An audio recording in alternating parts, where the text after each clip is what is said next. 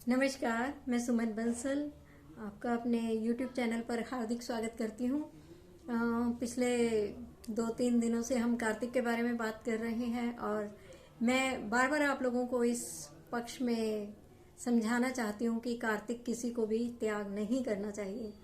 जिसकी भी जैसी भी हिम्मत है, श्रद्धा है, सामर्थ्य है, उसके हिसाब से आपको कार्तिक का पालन अवश्य ही करना चाहिए। अगर हम बहुत बड़े बड़े नियमों का पालन नहीं कर सकते कि सुबह 4 बजे उठना या मंदिर तक जाना या समय पर कथा करना, तो भी कोई बात नहीं है। आप जब भी जैसा भी जो भी करें आप करें, तो कुछ भी ना करने से कुछ करना ज़्यादा बेहतर होता है। और इस मास का इतना अधिक महत्व है कि मैं शब्दों में बयान नहीं कर सकती। वाणी इसके आगे मौन है, इतना महत्व है। और कार्तिक की कथा में स्वयं लिखा है कि सभी देवी देवता इस समय बिल्कुल प्रत्यक्ष हो जाते हैं। आप जहाँ कहीं भी कहीं भी तीर्थ पर जाएंगे और जिन भी अपने इष्ट को प्रसन्न करने के लिए आप ये महान व्रत का पालन करेंगे, यानी कि कार्तिक का स्नान भी अपने आप में एक महान व्रत है। कि अगर आप ये सोच भी लेते हैं कि मैं प्रतिदिन कार्तिक का स्नान करूंगा और उसको फिर नियम पूर्वक निभाते हैं, कमिटमेंट करते हैं अपने आप से, भगवान से कि मेरी अमुक अमुक कामना पूरी कर दो, या निष्काम भाव से भी आप करते हैं, तो ये आपको महान फल की प्राप्ति करवा सकता है। तो आप इसको किसी भी कीमत पर त्यागिए मत।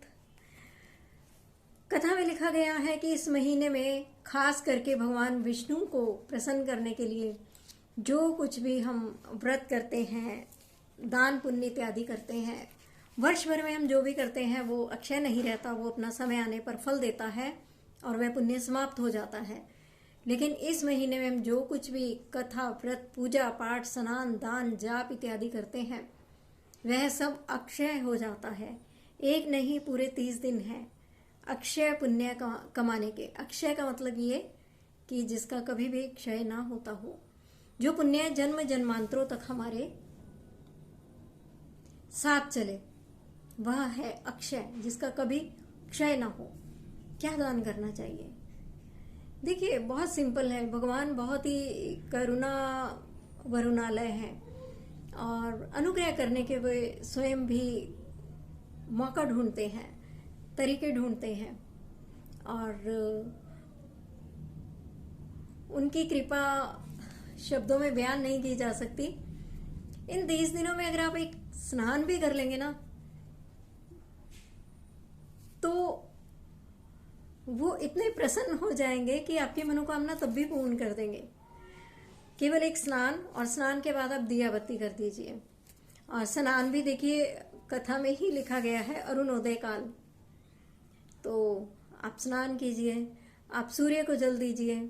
सूर्य को जल देते हुए आप गायत्री मंत्र का चैंट कीजिए। जितना ज़्यादा आप गायत्री मंत्र का चैंट करेंगे, जो काम आपका पूरे साल में नहीं बना, यकीन मानिए भगवान विष्णु की प्रसन्नता, अगर आपने उनको प्रसन्न कर लिया, मात्र जल देने से ही वे अगर प्रसन्न हो गए, तो वह काम आपको बहुत सरलता से बन जाएगा।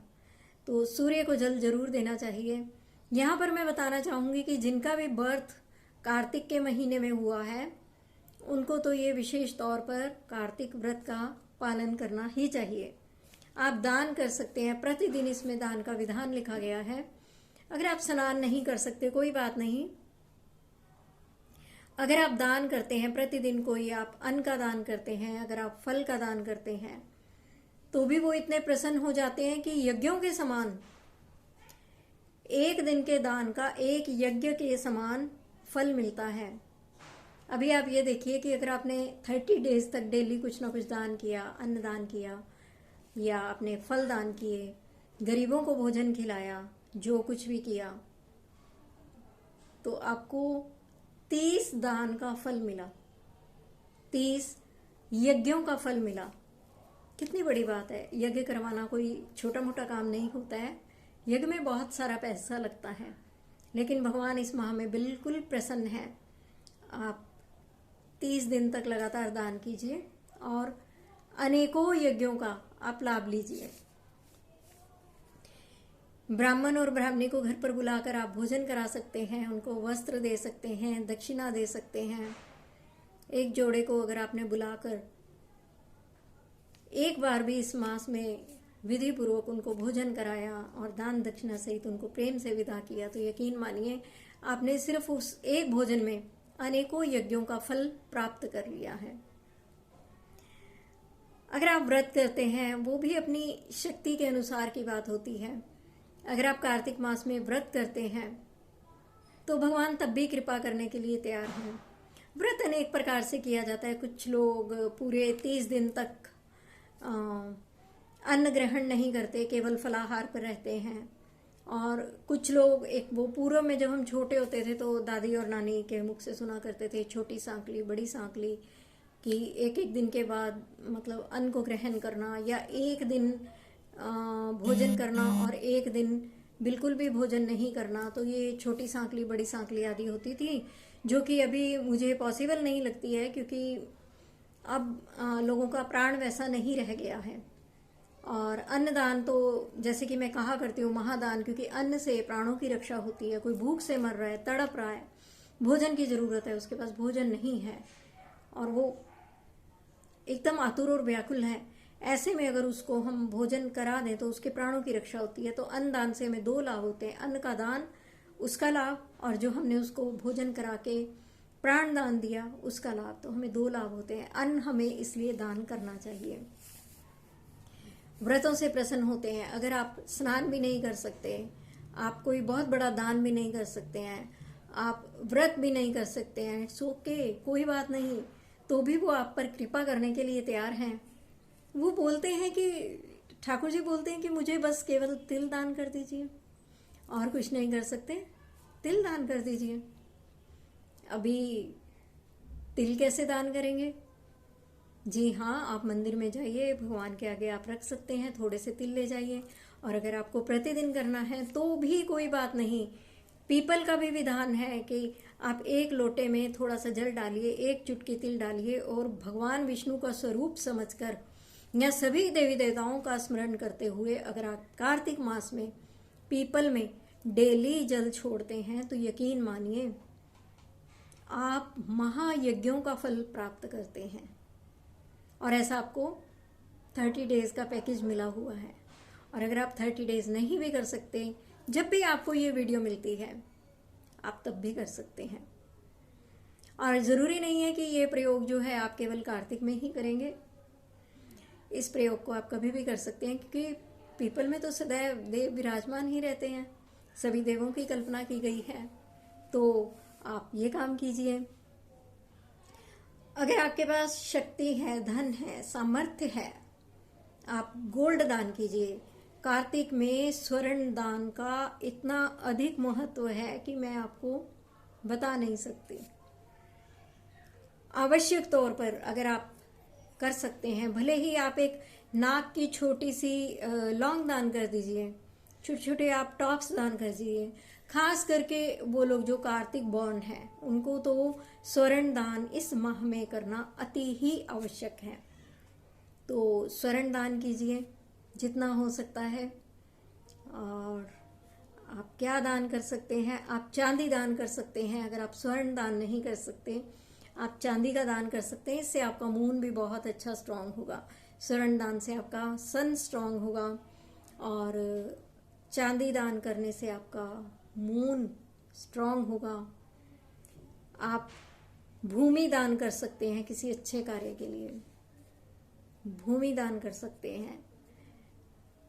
भगवान विष्णु की अनंत ब्लेसिंग मिलेंगी आपको। आप वस्त्र दान कर सकते हैं, किसी का तन ढकना, किसी का तन ढकना। समय आने पर वो जो जगत के स्वामी हैं वो भी आपका तन ढकते हैं, आपकी लाज रखते हैं, आपकी आन बान और शान को ढक के रखते हैं।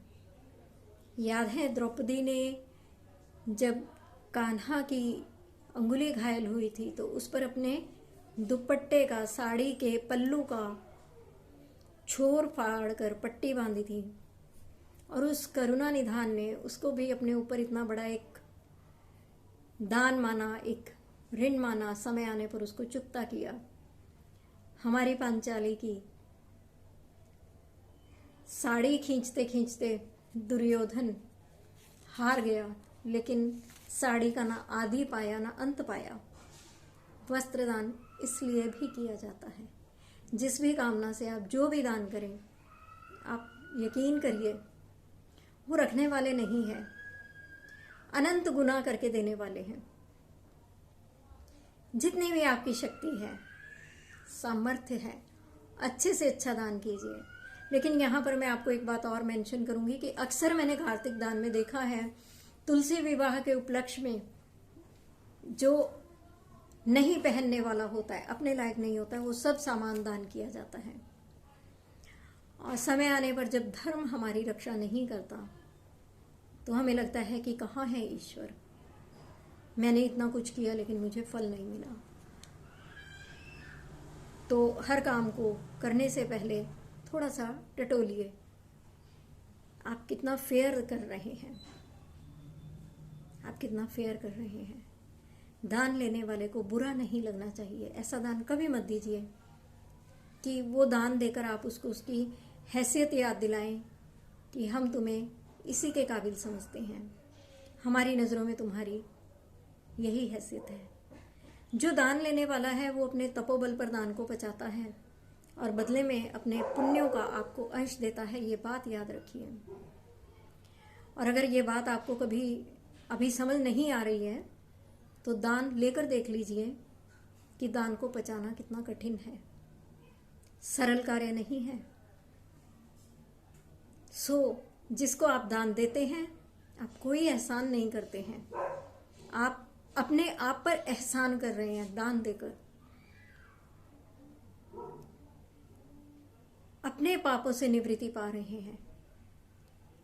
पापों से निवृत्ति आपको चाहिए, पुण्य संवर्धन आपको चाहिए, धर्म में वृद्धि आपको चाहिए, संकटों से रक्षा आपको चाहिए, रोगों से निवृत्ति आपको चाहिए। जब आपको चाहिए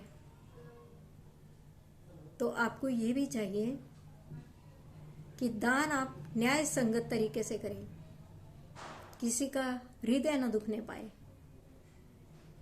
बहुत सारे लोग बहुत अच्छे अच्छे दान करते हैं, सोचा भी नहीं जा सकता, देखकर आश्चर्य से आंखें खुली रह जाती हैं, चकित रह जाती हैं। बहुत अच्छी भावना वाले लोग भी हैं, लेकिन कुछ लोग जिन्हें ईश्वर ने सब कुछ दिया है, सब कुछ होने के बाद भी वो लोग ऐसा कार्य कर जाते हैं। याद रखिए, जहाँ यह एक एक पुण्य को अक्षय करता है, ये एक एक सूक्ष्म से सूक्ष्म मनोभावों को भी अक्षित करता है। अगर दान प्राप्त करता की आत्मा दुखी होती है आपसे लेकर, उसको नीचा महसूस होता है कि क्या मैं ऐसे ही दान के काबिल था, क्या इन्होंने मुझे इसी लायक समझा, तो वो जो उसका दुख, वो पीड़ा, वो यूनिवर्स में जाकर एक आपके प्रति गलत मैसेज भेजती है। आपके लिए यूनिवर्स में एक रॉन्ग मैसेज जाता है और समय आने पर जो आप बोते हैं वही आप काटते हैं। शिकायत कैसी? हम तुम लोग कोई शिकायत नहीं कर सकते, इसमें मैं भी शामिल हूँ। आप और हम जो भी करें सोच समझ कर करें। अक्षय कर देने वाला महीना है, तो क्यों ना हम खुशियों को अक्षय करें। Thank you.